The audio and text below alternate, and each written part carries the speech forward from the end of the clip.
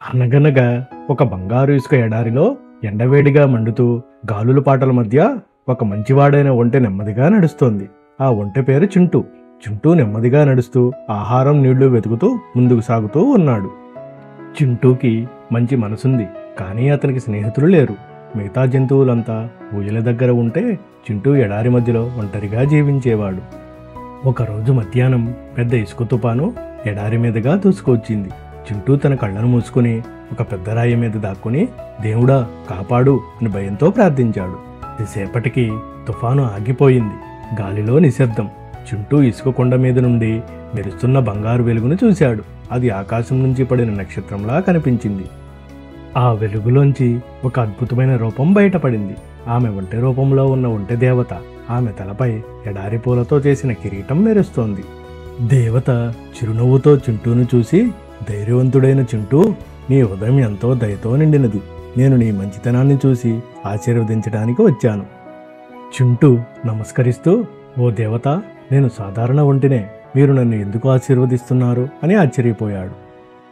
దేవత చిరునవ్వుతో చింటూ తల మీద చెయ్యి ఉంచి, ఇక నుంచి నీకు దాహం ఉండదు, నువ్వు నడిచే చోట నీరు పుట్టుకొస్తుంది.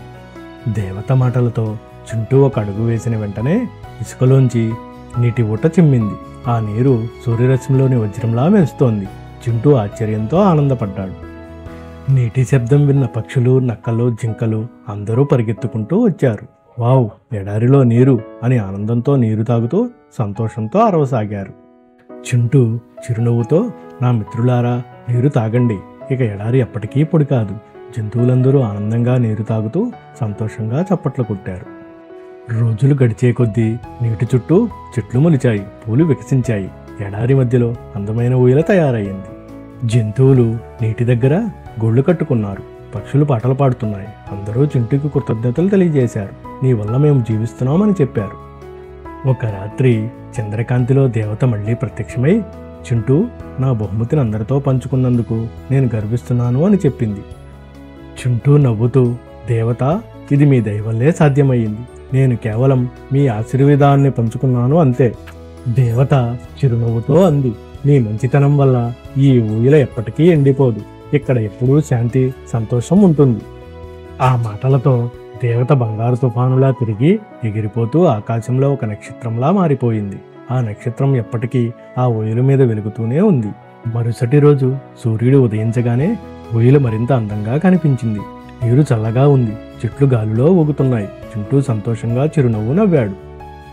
అన్ని జంతువులు కలిసి పెద్ద సంబరం జరిపాయి. పూలమాలలు వేసి నృత్యాలు చేసి చింటూకు అభినందనలు తెలిపారు. జంతువులందరూ ఒక పాట పాడారు. చింటూ మా హీరో, ఎడారికి జీవం ఇచ్చిన వాడివి, నీ దయ ఎప్పటికీ మాకు వెలుగుగా ఉంటుంది. ఆ రోజు నుండి చింటూ ఎడారి జంతువుల నాయకుడయ్యాడు. అందరికీ సహాయం చేస్తూ ప్రేమతో అందరినీ నడిపించాడు. ఒకప్పుడు పొడి వేడిగా ఉన్న ఎడారి ఇప్పుడు పచ్చదనంతో, ఆనందంతో నిండిపోయింది. ఎక్కడ చూసినా జీవం మెరిసింది. దూర ప్రాంతాల నుంచి కూడా జంతువులు ఆ ఊయల చూడటానికి వచ్చాయి. చింటూ వారిని ఆతిథ్యంగా స్వాగతించాడు. చిన్న జంతువుల మధ్య కూర్చుని చింటూ చెప్పాడు, మనసు మంచిగా ఉంచి మనం పంచుకుంటే అన్ని అద్భుతాలే జరుగుతాయి. దయే నిజమైన మాయ. రాత్రి ఆకాశంలో ఆ నక్షత్రం ఇంకా మెరుస్తోంది. చింటూ, అన్ని జంతువులు ఆ నక్షత్రం వైపు చూసి నవ్వుతున్నారు. అందరి హృదయాల్లో సంతోషం నిండిపోయింది. ఈ కథలోని నీతి దయ, పంచుకోవడం, ప్రేమ, ఇవే జీవితంలో నిజమైన మంత్రాలు. ఇవి ఉంటే ఎడారి కూడా స్వర్గం అవుతుంది. ఇలాంటి మరిన్ని వీడియోస్ కోసం please like and subscribe my channel.